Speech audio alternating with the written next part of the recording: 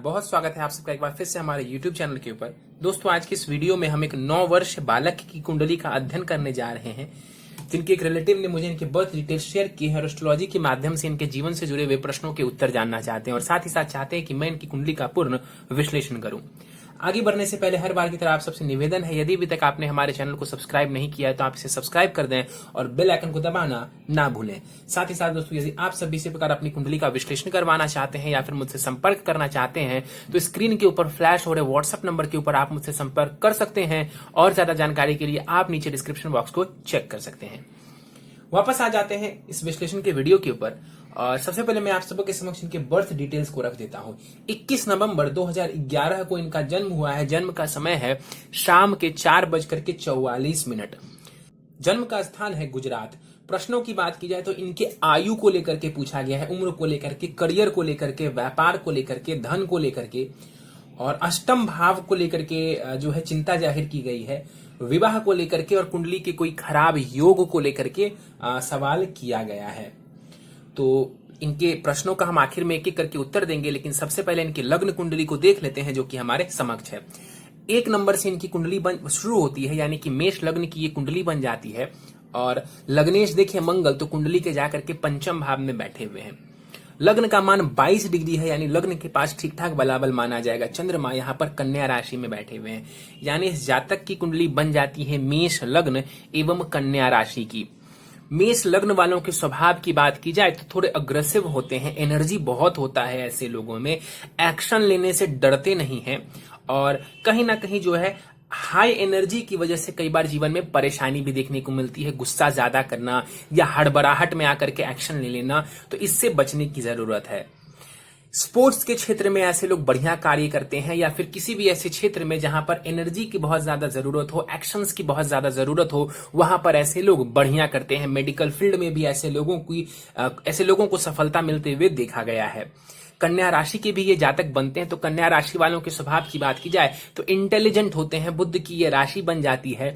Analytics में ऐसे लोग बढ़िया होते हैं। कहने का मतलब है कि चीजों का आकलन बहुत अच्छे से ये कर पाते हैं। लग्न में देखेंगे तो गुरु यहां पर बैठे हुए हैं वक्री होकर के 8 डिग्री के साथ गुरु यहां पर बैठे हुए हैं कुमार अवस्था में। भाग्येश एवं द्वादशेश है गुरु। चूंकि भाग्येश है गुरु तो एक कारक ग्रह माना जाएगा गुरु इस कुंडली में और लग्न में बैठा हुआ है। गुरु लग्न में बैठे हुए हैं और यहां पर इनके व्यक्तित्व को ये गुरु बेहतर करने वाले होंगे, ज्ञान देने वाले होंगे ये गुरु। और इनकी जो दृष्टि पड़ेगी कुंडली के पंचम भाव के ऊपर, शिक्षा संतान के लिए बढ़िया है। सप्तम भाव के ऊपर गुरु की दृष्टि विवाह के लिए बढ़िया है और भाग्य भाव के ऊपर गुरु की दृष्टि पड़ेगी तो उच्च शिक्षा एवं भाग्य से संबंधित सुखों के लिए बढ़िया है। गुरु यहां पर वक्री होकर के बैठे हुए हैं, तो गुरु की दशा वगैरह में अगर आप देखेंगे तो थोड़े सडन रिजल्ट्स आपको जीवन में देखने को मिलेंगे, लेकिन आपका गुरु पॉजिटिव माना जाएगा, नेगेटिव नहीं माना जाएगा। केतु को देख लेते हैं। दूसरे खाने में यहां पर केतु देवता बैठे हुए हैं 20 डिग्री के साथ। कुमार अवस्था में ये केतु बैठा हुआ है यहां पर और इस राशि में केतु को बढ़िया हम नहीं मानते हैं। शुक्र की राशि में वृषभ में यहां पर केतु देवता बैठे हुए हैं और शुक्र की बात की जाए तो वो अष्टम भाव में जाकर के बैठे हुए हैं।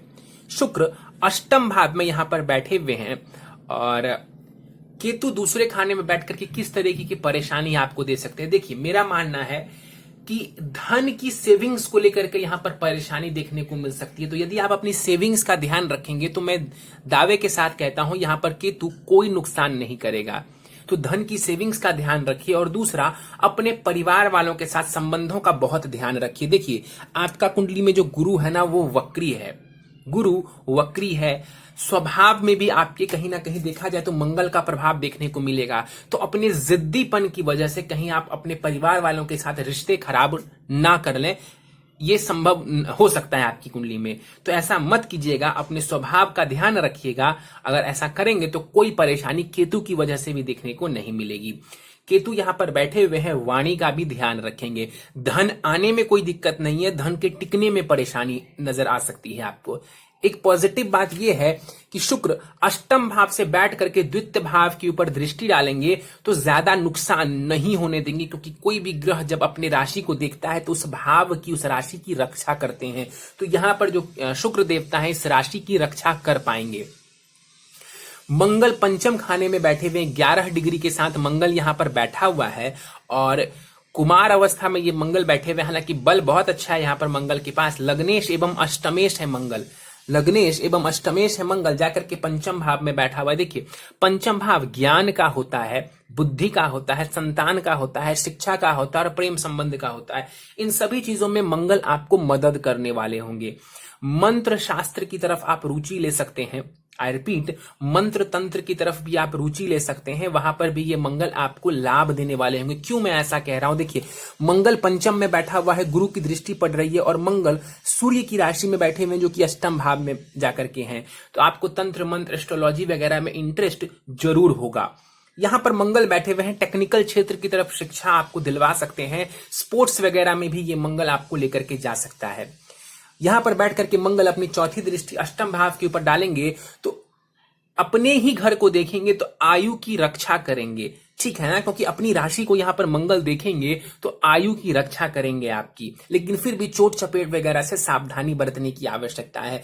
लाभ भाव के ऊपर मंगल की दृष्टि पड़ेगी, आप ऐसे काम करेंगे, ऐसे एफर्ट्स डालेंगे जिससे आपको धन का लाभ देखने को मिलेगा। और 12वें खाने के ऊपर मंगल की दृष्टि पड़ेगी तो आप धन का व्यय भी करेंगे।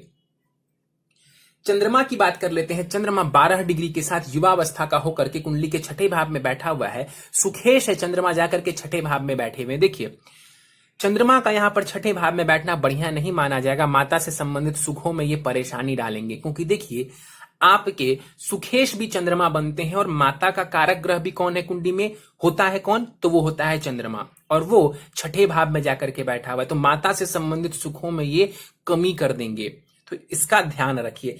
छठे खाने में चंद्रमा बैठे हुए हैं यहां पर, तो ज्यादा आपके शत्रु वगैरह नहीं होंगे और कोल्ड कफ वगैरह की परेशानी रह सकती है, उसका आप ध्यान रखेंगे।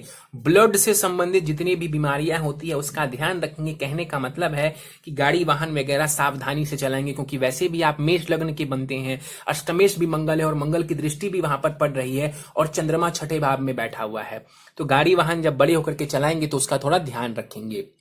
चंद्रमा 12वें खाने को देखेगा, धन का थोड़ा व्यय करवाएगा और मन को थोड़ा चंचल भी बनाएगा।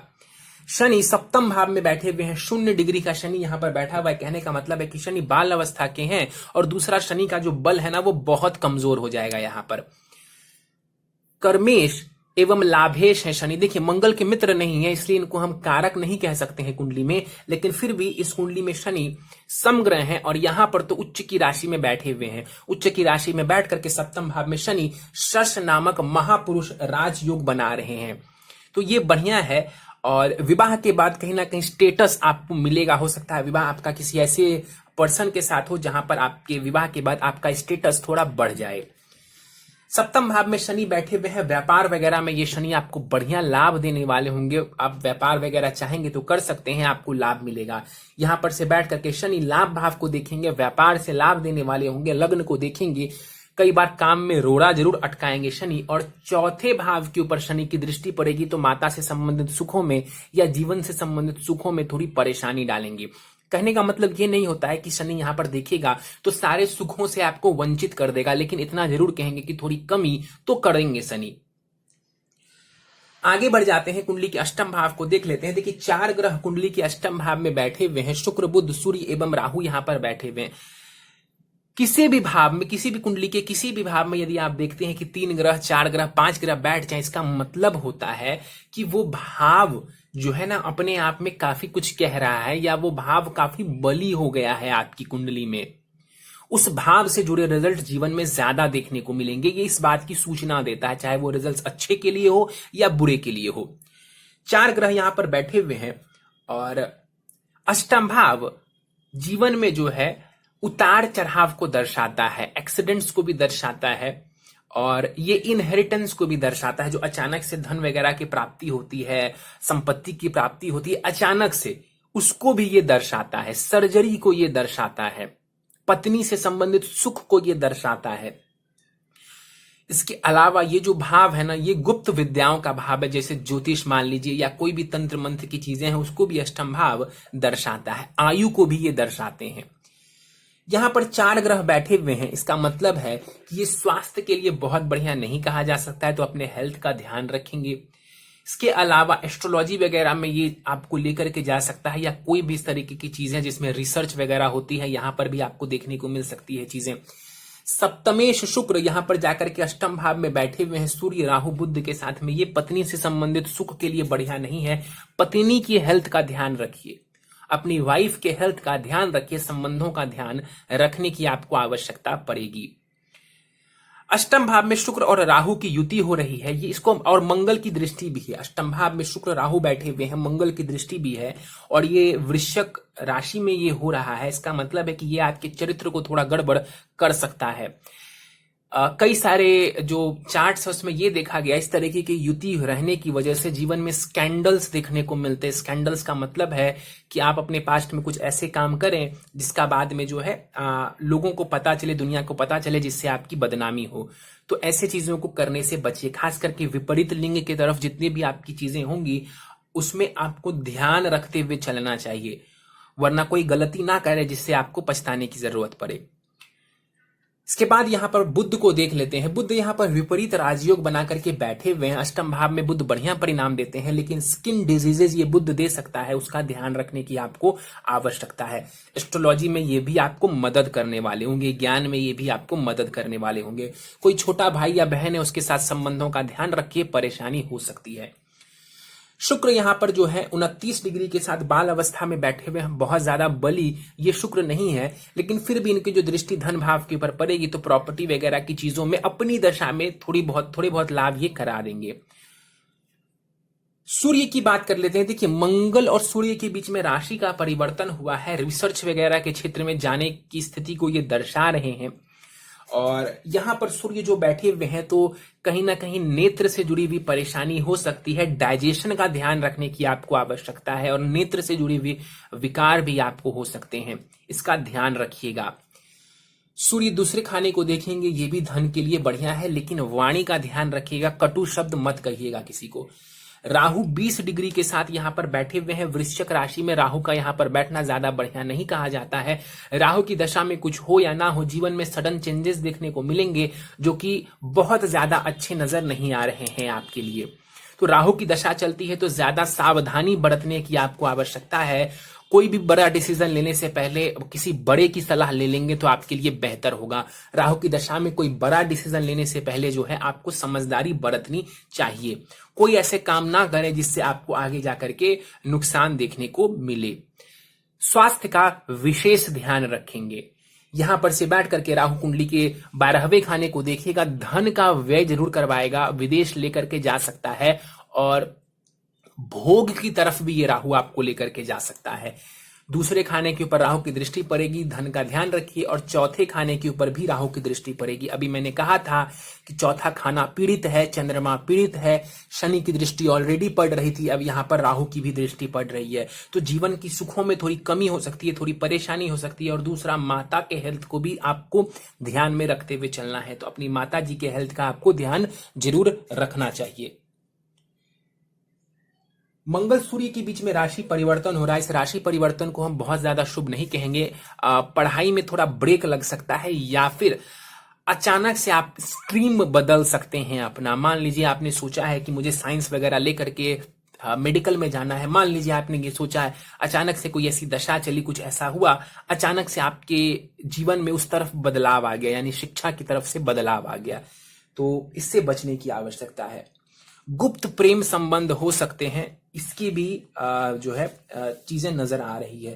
तो इन सब चीजों से यदि बच करके रहेंगे तो आपके लिए बढ़िया रहेगा। आपका गुरु वक्री है। जब ग्रह वक्री होता है, देखिए गुरु धर्म का कारक है। गुरु आपके ट्रेडिशंस को दर्शाता है कि आप अच्छे कार्य करेंगे, समाज के हित में रह करके या सामाजिक दायरे में रह करके उस कार्य को करेंगे। लेकिन जब गुरु वक्री होता है ना, तो यहां पर ये इस तरीके के भाव को व्यक्ति के अंदर से खत्म कर देता है। तो ध्यान रखेंगे, बेहतर रहेगा। दशाओं की बात कर लें आपके लिए, तो मंगल की महादशा आपके लिए चल रही है फिलहाल, और 15 मई 2027 तक ये चलने वाली है। मंगल की दशा में राहु की अंतरदशा चल रही है, जो कि 29 अक्टूबर 2021 तक रहेगी। स्वास्थ्य का बस ध्यान रखिए, बाकी कोई खास परेशानी यहां नजर नहीं आ रही है। हाँ, अष्टम भाव में यहां पर शुक्र और बुध का लक्ष्मी नारायण योग और सूर्य बुध का बुधादित्य योग बना हुआ है, तो एस्ट्रोलॉजी से लाभ है। अचानक से धन प्राप्ति के भी योग बने हुए हैं, जो कि मैंने आपको पहले भी बता दिया है। प्रश्नों को ले लेते हैं सीधे। आयु को लेकर के आपने पूछा है। जब हम आयु की बात करते हैं तो मोटे तौर पर हम लग्न को देखते हैं, लग्नेश को देखते हैं, अष्टम को और अष्टमेश को देखते हैं, और तीसरे खाने को हम देखते हैं। ठीक है, 1, 8 और 3, इस 3 भाव से हम आयु का निर्धारण करते हैं। और एक बार चंद्रमा को भी देख लिया जाए तो यह भी अच्छा माना जाता है। लग्न में गुरु बैठे हुए हैं, शुभ है। मंगल की स्थिति जो लग्नेश है वो भी बढ़िया है। अष्टमेश मंगल जो है वो अष्टम भाव को देख रहे हैं, ये भी बढ़िया है। तृतीयेश बुध अष्टम भाव में है, ये बहुत अच्छा हम नहीं कह सकते। हालांकि बुध विपरीत राजयोग जरूर बना रहे हैं, लेकिन फिर भी वो थोड़े अफ्लिक्टेड ही माने जाएंगे। छोटा सा वीक पॉइंट बनता है। चंद्रमा यहां पर छठे भाव में है, लेकिन किसी भी पापी ग्रह से दृष्ट नहीं है, तो ये चंद्रमा एवरेज माना जाएगा। ओवरऑल देखा जाए तो मुझे नहीं लगता है कि आयु में कोई खास परेशानी है। स्वास्थ्य में परेशानी हो सकती है, आयु में कोई खास परेशानी नहीं नजर आ रही है। लग्न में जो गुरु बैठे हुए हैं वो भी बहुत हद तक आपकी परेशानियों को दूर करने वाले होंगे। कहते हैं ना, केंद्र में शुभ ग्रहों का बैठना बढ़िया माना जाता है, और वो भी गुरु बैठ जाए तो कहते हैं कुंडली के ज्यादातर दोष को ये खत्म कर देता है। तो आयु को लेकर के चिंता मत करिए, लेकिन अपने स्वास्थ्य को लेकर के चिंता आपको करना चाहिए। और जब आप युवा होंगे तो वहां पर अपने स्वभाव में आपको सावधानी बरतनी होगी, क्योंकि आप कुछ ऐसी चीजें कर सकते हैं जिससे आपको बाद में नुकसान हो। तो उससे बचने की आवश्यकता है आपको। माता पिता के संरक्षण में रहेंगे, माता पिता की बातों का आदर करेंगे, आपके लिए बढ़िया लाभ देगा। करियर को लेकर के आपने पूछा है कि करियर किस क्षेत्र में बेहतर रहेगा और बिजनेस करना कैसा रहेगा। सबसे पहले मैं यही बताता हूं, आपके लिए बिजनेस करना ही सबसे उत्तम रहेगा। आई रिपीट, बिजनेस करना ही आपके लिए सबसे उत्तम रहेगा, और वो भी शनि से जुड़ा हुआ कारोबार करिए। आपकी लग्न कुंडली मैंने चेक की है, आपकी नवमांश कुंडली मैंने चेक किया है, आपकी दशमांश कुंडली मैंने चेक किया है, और पूरे विश्वास के साथ मैं आपको कह सकता हूं तीनों ही कुंडली में व्यापार करने के योग जबरदस्त हैं। आपका शनि हर एक कुंडली में बहुत अच्छा है, उच्च का बैठा हुआ है। नवमांश में भी शनि उच्च के हैं और दशमांश में भी शायद वो उच्च के हैं। तो शनि इतना बढ़िया है, शनि दशमेश है, व्यापार भाव को प्रभावित कर रहे हैं। यहां आप व्यापार से जुड़िए, व्यापार करिए, और यदि शनि से ही जुड़ा हुआ व्यापार किया जाए, शनि अथवा मंगल से जुड़ा हुआ व्यापार करें, उसमें भी मैं आपको बोलूंगा कि शनि से जुड़ा हुआ व्यापार करेंगे, जबरदस्त लाभ मिलेगा। स्टील, कोल, आयरन, पेट्रोल, इन सब से जुड़ा हुआ व्यापार करिए। माइनिंग से जुड़ा हुआ, फैक्ट्री से जुड़ा हुआ, लेदर से जुड़ा हुआ, इन सब से जुड़ा हुआ व्यापार करिए, बड़ा लाभ होगा आपको। या वैसे भी शनि से जुड़ा हुआ जो व्यापार है उसकी बहुत सारी चीजें हैं उसमें जो आती हैं, इंटरनेट पर भी आपको मिल जाएगा। बेसिकली शनि से जुड़ा हुआ व्यापार करेंगे, नुकसान नहीं होगा। इनकम तो आपको आएगा, ये बात तो तय है। सेविंग्स करना आपके हाथों में है। सेविंग्स करेंगे तो धन रहेगा, सेविंग्स नहीं करेंगे तो धन नहीं रहेगा। उड़ाएंगे पैसे को गलत चीजों के ऊपर तो फिर तो कुबेर के पास भी धन नहीं टिकेगा। चलिए, धन को लेकर के अगला प्रश्न पूछा गया है, वेल्दी होंगे या नहीं। देखिए, मैं आपके चार्ट को देख करके एक बात कह सकता हूं, आपके पास धन आएगा। आई रिपीट, आपके पास इनकम आएगा, धन आएगा, अच्छी मात्रा में आएगा, खूब सारी मात्रा में आएगा, पक्का। टिकेगा कि नहीं ये आपके हाथों में है, इसमें कोई और कुछ नहीं कर सकता है, ये आपके हाथों में है। हो सकता है कि आप इसको गलत चीजों के ऊपर व्यर्थ कर दें, संभव है।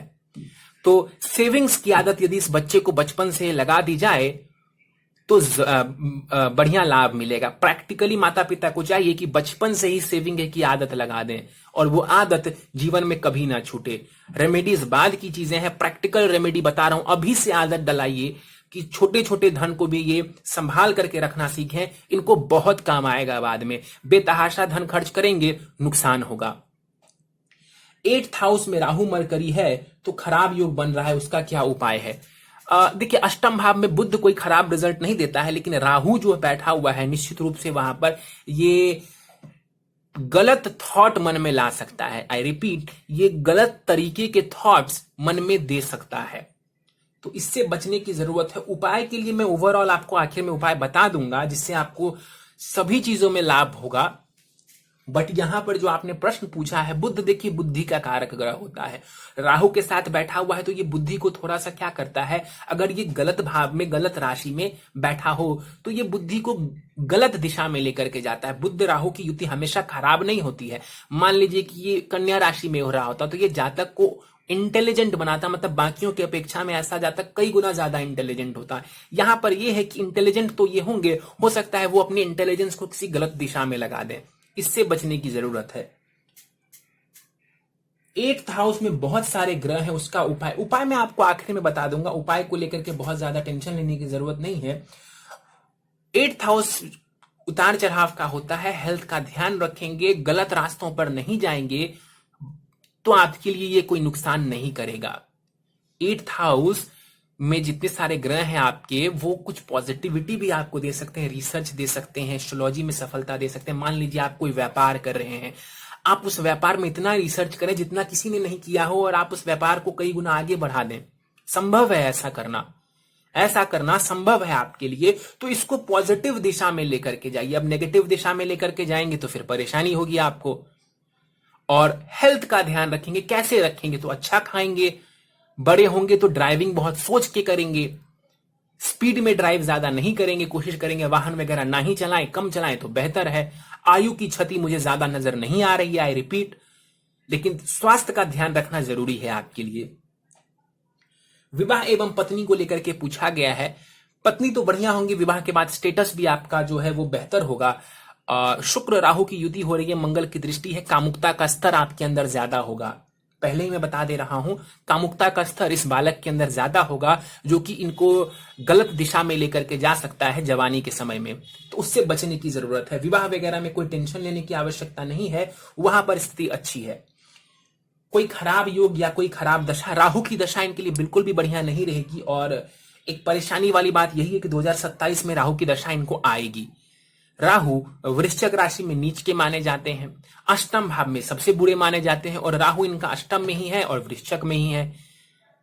तो यहां पर इनको ये राहु गलत दिशा में लेकर के जा सकता है, जीवन में अनएक्सपेक्टेड रिजल्ट्स दे सकते हैं। मतलब आप चाहेंगे कि आपका लड़का ऐसी पढ़ाई करे, मेडिकल करे या आईएएस बने, ये उस तरफ जाएंगे फिर पलट जाएंगे, एक रास्ते पर आगे बढ़ेंगे, आधे रास्ते जाने के बाद चेंज कर लेंगे अपना रूट, या जीवन में कुछ ऐसी घटनाएं होंगी कि जो आपने तय किया है वो आप पूरा नहीं कर पाएंगे। ऐसा ही राहु करता है, ऐसा ही कुछ रिजल्ट राहु देवता देते हैं।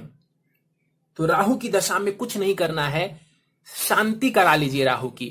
ये राहु आपको कोई लाभ नहीं देगा, आपको कोई लोभ नहीं रखना चाहिए इस राहु से। मैं पहले ही समझा दूं आपको, इस राहु से आपको कोई लोभ नहीं रखना चाहिए। आंख बंद करके आप इस राहु की शांति करा दीजिए। पूरी जो इसकी दशा है, महादशा, राहु से संबंधित दान कराइए। मतलब कि इस राहु को आप अपने इस बालक से दूर करिए। सीधी मतलब है कि दान करिए, मतलब दूर कर रहे हैं राहु को, शांति कर रहे हैं। मतलब कह रहे हैं राहु देवता आप कुछ अच्छा नहीं दे रहे हैं, बुरा भी मत दीजिए। हाथ जोड़ करके कहेंगे कि बुरा भी मत दीजिए। तो इसीलिए हम शांति कराएंगे राहु की, जब राहु की दशा चलेगी तो। और उपाय मैं आपको आखिर में बता दूंगा। देखिए, इनकी कुंडली में शनि का बल सबसे ज्यादा है, ज्यादातर ग्रहों का बल इनकी कुंडली में अच्छा है, कोई भी ग्रह ज्यादा कमजोर नहीं है षडबल में, लेकिन शनि का बल सबसे बढ़िया है। तो जो शनि का व्यापार करने की बात मैंने कही है वो एकदम एक्यूरेट बैठती है। आंख बंद करके इस जातक को शनि के व्यापार में लगा दीजिए। यदि किसी करियर में जाना चाहते हैं इनिशियली, तो लॉ के क्षेत्र में जा सकते हैं। जबरदस्त सफलता लॉ के क्षेत्र में इस जातक को मिलेगी। वकील, वकालत, इन सब क्षेत्र में जाएंगे, जबरदस्त सफलता देखने को मिलेगी। चाहे तो इसमें भी ये जा सकते हैं। आगे जाकर के इनको व्यापार ही करना है और उस व्यापार के माध्यम से खूब सारा धनोपार्जन ये करेंगे। नवमांश कुंडली देख लेते हैं इनकी, D9 चार्ट। वहां पर मंगल नीच के हैं, लग्न में केतु के साथ, और सप्तम भाव में राहु। इस बात की सूचना है कि वैवाहिक जीवन में परेशानी आएगी। सूर्य वहां पर अच्छे हैं, पिता का सहयोग बढ़िया होगा। शनि वहां पर उच्च के हैं, बहुत बढ़िया है। शुक्र वहां पर उच्च के हैं, ये भी बढ़िया है। जो शुक्र यहां पर काफी कमजोर दिख रहा है वो वहां पर उच्च है। तो हो सकता है यदि इस जातक को सही रास्ते पर चलाया जाए, ज्ञान दिया जाए माता पिता की तरफ से, तो जरूरी नहीं है कि ये भटक ही जाएंगे। आई रिपीट, जरूरी नहीं है कि ये भटक ही जाएंगे और गलत काम करेंगे ही। अपने पास रखिए। इस जातक को बड़े होने के बाद भी मैं सलाह दूंगा आपको, अपने पास रखिए। इस लोभ में मत पड़िए कि इनको दूर भेज देते हैं पढ़ाई के लिए और पता नहीं ये टॉप कर जाएंगे और क्या करेंगे। अपने पास रखिए इस जातक को, क्योंकि आजकल क्या होता है कि दोस्त ज्यादा बिगाड़ते हैं लोगों को। अपने पास रखिए इनको, आपका लड़का बहुत अच्छा करेगा। अपने पास रखेंगे तो इनके हेल्थ का भी ध्यान रख पाएंगे आप, इनके चीजों का भी ध्यान रख पाएंगे कि ये किस रास्ते पर जा रहे हैं। सब कुछ के ऊपर आप कंट्रोल रख पाएंगे। दूर भेज देंगे तो फिर तो इनको पूरी छूट हो जाएगी और बिगड़ने के चांसेस बढ़ जाएंगे। नवमांश इनका बहुत अच्छा है, कुंडली मिलान करके विवाह करेंगे तो विवाह भी बढ़िया है इनका। और धन के भाव के जो स्वामी यहां पर गड़बड़ नजर आ रहे हैं वो वहां पर उच्च के हैं, तो ज्यादा चिंता करने की जरूरत नहीं है। बस ये है कि इस जातक को सही दिशा के ऊपर चलाया जाए तो ये कुंडली अव्वल दर्जे की है। जहां तक 4 ग्रह अष्टम भाव में होने का है, अमिताभ बच्चन जी की भी कुंडली में अष्टम भाव में 4 ग्रह बैठे हुए हैं, तो कोई ऐसे टेंशन लेने की आवश्यकता नहीं है आपको कि चीजें बहुत गड़बड़ है, कुछ नहीं कर पाएगा। नहीं, ऐसा कुछ नहीं है। हेल्थ का ध्यान रखेंगे और उसमें भी कोई बड़ी परेशानी नहीं होनी चाहिए। सबसे क्रिटिकल बात है इनके लिए वो है राहु की दशा। आई रिपीट, राहु की दशा इनके लिए सबसे क्रिटिकल बात है। राहु की दशा मेरे हिसाब से तो यहां पर अच्छा रिजल्ट नहीं दे पाएगी। तो वहां पर माता पिता को चाहिए कि इनको गाइडेंस दें और उपाय वगैरह जरूर करवा लीजिए। मेरे पास कोई उपाय नहीं कराना, मुझे कोई फायदा नहीं है आपसे कि आप उपाय कराते हैं नहीं कराते हैं। वो उपाय आपको खुद करने हैं और उन उपायों को आप करेंगे, बढ़िया लाभ मिलेगा। सीधे उपाय के ऊपर आ जाते हैं। बहुत कम उपाय मैं आपको दे रहा हूं। पहला उपाय है, इनको हनुमान जी का भक्त बना दीजिए। भक्त का मतलब ये नहीं होता है कि गए सुबह प्रणाम कर लिए हनुमान जी को, बात खत्म हो गई। भक्त बना दीजिए मतलब हनुमान जी में रम जाए ये जातक, बहुत बढ़िया लाभ मिलेगा।